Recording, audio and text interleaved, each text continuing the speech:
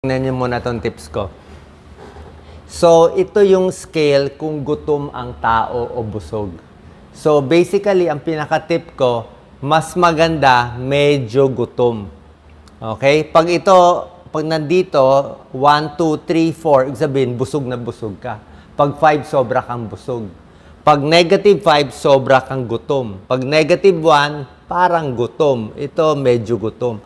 So, mas maganda, para pumayat tayo, itong scale, medyo gutom dapat. Nasa negative 1 o negative 2. Parang ngayon, merienda time ko na ngayon in 30 minutes, kaya medyo gutom na ako Nararamdaman ko na. So, ano problema kung medyo gutom? Maganda yon. Dahil medyo gutom na ako, ibig sabihin, wala na akong carbohydrates, wala na akong glucose So, ang gagawin ng katawan natin, pag gutom tayo, yung taba natin ang susunugin. Pag gutom ka, yung taba mo sa bilbil, taba mo dito, taba mo sa hita, taba mo dito sa double chin, yun ang gagamitin ng katawan para may energy ka. So, papayat ka. Pag madalas ka, medyo gutom. Ayaw naman natin sobra gutom. Ano naman problema kung sobra kang busog? Pag sobra kang busog, sobra yung calories mo, sobra ang carbohydrates mo, ano mangyayari sa taba? So, yung sobrang pagkain, ilalagay niya sa bilbil. Ilalagay niya sa hita, ilalagay niya dito sa puwet natin. Kaya tayo tumataba. Diba? Kaya mas maganda, medyo gutom. Ang problema sa kababayan natin, ayan, may magko-comment sa akin, sasabihin gusto ko, Dok, busog na busog. Kaya nga ako kumakain, nagpapabondat ako. Yun ang problema. Kaya nga tumataba. So, yan yung pinaka-tip. Mahirap lang sa una yung medyo gutom. Pag nasanay ka na in 1 month, pag nasanay ka na, hindi ka na masyadong magugutom Paano yung tiyan natin lumiliit na? So, ang tawag dyan, sa medyo gutom, calorie deficit diet. Let's say, 2,000 calories ka, babawasan mo ng 20% ang kinakain mo. Mas bawas ang kinakain. Ayan, natutunaw ang taba. Kasi mas konti yung kinakain kaysa sa ginagastos na energy. Parang ganito, shortcut. Pinili ko yung mga shortcut para sa inyo. Yung iba kasi pag kumain, lalo na yung mahilig sa all you can eat, siyempre hindi na tayo pwede mag all you can eat. Pag all you can eat, gusto mo ganyan ang plato mo, di ba? Pupunuin mo ng ulam, ang dami-dami. Pupunuin mo ng ulam, 3 itlog pa ata yan Pag punong-puno, ang daming calories, 535 yan. Dapat masanay tayo na yung plato natin, medyo konting gulay, 4 na piraso lang yung laman, 1 itlog lang. So, mas payat ka dito. So, medyo gutom. Ito yung medyo gutom, ito yung sobra busog. Gusto natin banda rito tayo para pumayat, kung gusto niyo pumayat. Parang ito, 1,200 calories. Normally kasi, mga 2,000 calories ang kailangan natin.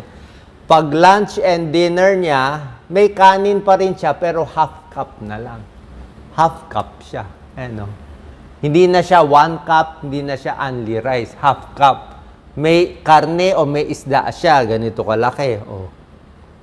May gulay siya, pwede maraming gulay. 1 tasa, 2 tasa. Kita mo, pwede siyang tubig o tsaa. Green tea, chamomile tea, tsaa, pwede. Yan ang pinakamagandang pampapayat. Okay? Kasi nga, ang problema natin, pag ininom mo soft drinks, nakakataba, o mga juice, nakakataba, mga iced tea, lalo nakakataba, kahit yung mga kape, yung mga coffee na maraming sugar, di ba? Yung nabibili sa mga mamahaling coffee shop, nakakataba din. Kung gusto nyo, black coffee, pwede. So, pag ganito lang kakainin nyo, may merienda ka, saging, pwede ka oatmeal, maraming tubig. Kung yan lang ang kakainin mo, ito nga, celery stick lang siya o carrot stick lang siya di ba? So, pag ito lang kakainin mo, hindi ka aabot dun sa 2,000 calories, papayat talaga. How do you control hunger? Dapat maraming tubig. Tubig ang sikreto talaga.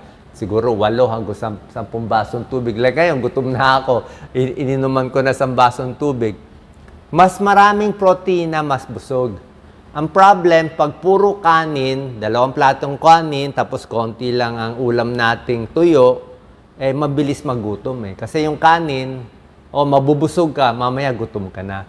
Pero kung mas marami yung laman, let's say may karne o isda o isang tilapia, maubos mo isang buo na tilapia, pero yung kanin mo konti lang, mas busog ka. Yung protein, mas nakakabusog. Maraming gulay, mas nakakabusog. Sapat na tulog. Pag puyat tayo, magugutom ka eh. 'Di ba? So, minsan sa gabi, medyo gutom ako. Ang ginagawa ko, lagi ako may saging. 'Di ba? Pag nagutom ako, saging. Like ngayon, pag di na ako matiis, hindi ko na matiis. Pag nahihilo-hilo na ako, hypoglycemia na ako, magsasaging na ako. So, okay lang magsaging, 2, 3, 4 na saging. Saging kasi hindi ganun kataas yung calories. Mga 90 calories, pero busog ka. Okay? Bago matulog, pag nakatulog ka na medyo gutom o tamang-tama lang, pagising mo sa umaga, at least payat ka. Kaysa kumain ka na napakarami nung gabi. Sarap nga tulog mo, pagising mo naman, hindi mo na masuot yung baro mo. Sayang yung mga binili mong baro at pantalon. Keep yourself busy. Huwag puro pagkain ang iniisip. So marami ka tinatrabaho, mas okay yon. At eating schedule, di ba? Ako nga may schedule eh. 7 a.m., 11 a.m., 4 p.m., naka-schedule. So, pag wala pa yung oras, tiis mo na o konti lang kain. Diba? Kasi pag inunahan mo yung schedule mo, mapaparami kain mo. Yan o, maliit lang na portion sandwich. Actually, yung mga sandwich, nakakabusog eh. Ako, umaga sandwich, minsan sa gabi sandwich lang. Pag sandwich, mas nakakapayat. Pag kanin kasi talagang kanin, langgunisa, tuyo, daing, kahit 2, 3 plato, kaya mo kainin eh. Walang limit eh. Ang mga sandwich na yan, sige nga, kaya mo kumain ng 2 sandwich, mauungay ka na. Usually 1 sandwich lang, lagyan mo maraming lettuce, okay na siya.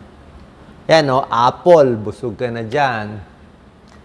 So, kailangan medyo gutom. Yung iba, gusto busog na busog. Pag busog na busog, binge eating yan. Okay? Hindi mo nakakain. Tapos, pagdating ng tanghali, gutom na gutom, uubusin lahat. Ayan, binge eating, kain ng kain, tapos sinusuka pa yung pagkain. Ayan, hindi kumain ng breakfast. So, pagdating ng tanghali, lahat ng fast food, kinain niya. 3 burger, large fries, may Coke pa. So, paano na yan? Overeating ang problema.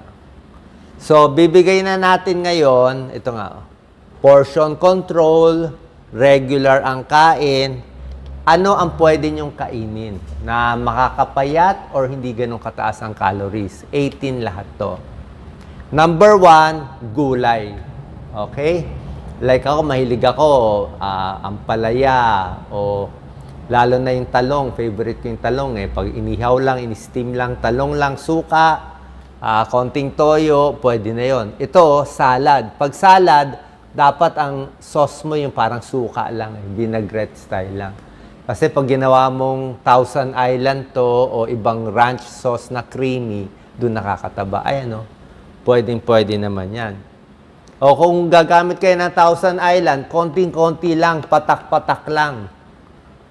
Diba? Pomelo, nakakapayat din. Suha kasi, hindi siya ganun katamis, tsaka very fibrous, high fiber siya. High fiber. Number 3, mansanas. Kahit 2 kainin mo mansanas, pwede. Mansanas, hindi siya matamis, di ba? Hindi katulad ng mangga, matamis. Grapes, matamis. Pakwan, matamis. Melon, matamis. Diba? So, talo tayo doon. Pero mansanas, pwede yan. Pampasexy yan eh. Apple diet, 10 pounds nga nawala niya. See? An apple a day keeps the doctor away. Mahirap lang ibaon, mahirap lang kainin. Pears, pwede rin ang pears kasi ang peras, maraming tubig. Halos water siya lahat eh. Kala mo lang malaman pero puro tubig siya. Itlog, nakakapayat. Okay? Basta hard-boiled egg. Pwede yan. Hard-boiled egg, 1, 2 in a day. Wala naman kayong sakit sa puso, pwede yan. Tsaka mura yan, pang mahirap to. hard-boiled egg with manzana. So, yan ang merienda niya. Yan ang pagkain niya. Pwede po to. Healthy siya, nakakabusog siya, high protein siya, napakaganda. Pero yung prito, fried egg, masarap ang fried egg, kaya lang yung mantika, siguro dagdag 30-40 calories eh. Ang problema yung mantika. Okay? Kaya wag lang masyadong mantika. Kaya itong mga hard-boiled egg, mas maganda. Saging. Yan ang favorite ko. Mabilis ibaon. Mabubusog ka talaga sa saging. Pag sa gabi, lagi ako may saging. Pag gumising ako ng madaling araw, saging talaga. Tsaka tubig. Para makatulog ako. Ayan o. Meron nga na kwento na isang Pilipino na gym instructor na namayat siya 50 pounds. Saging lang ang diet niya. Every morning, ang breakfast niya saging. 2-3 saging at tubig. Yun lang. Or tsaa. Tapos yung iba, normal lang kain niya. At least nakabawas siya. Imbis na magkanin siya, magtapsilog siya sa umaga, saging lang ang ano niya. 7, munggo. Okay? Ang munggo, healthy siya. Ha? Walang problema sa munggo. Very healthy. High protein pa siya. Tsaka gulay siya. Mga beans. Suka. Yung mga sausawan, imbis na toyo, patis, bagoong, maalat eh. Di ba? So, imbis na puro asukal pa gamitin mo, suka na lang. Imbis na ketchup high calorie din, suka na lang. Pwedeng apple cider, pwedeng sukang puti. Actually, may pag-aaral yan eh. 2 kutsaritang suka sa tanghali, 2 kutsaritang suka sa gabi, mas bumababa blood sugar.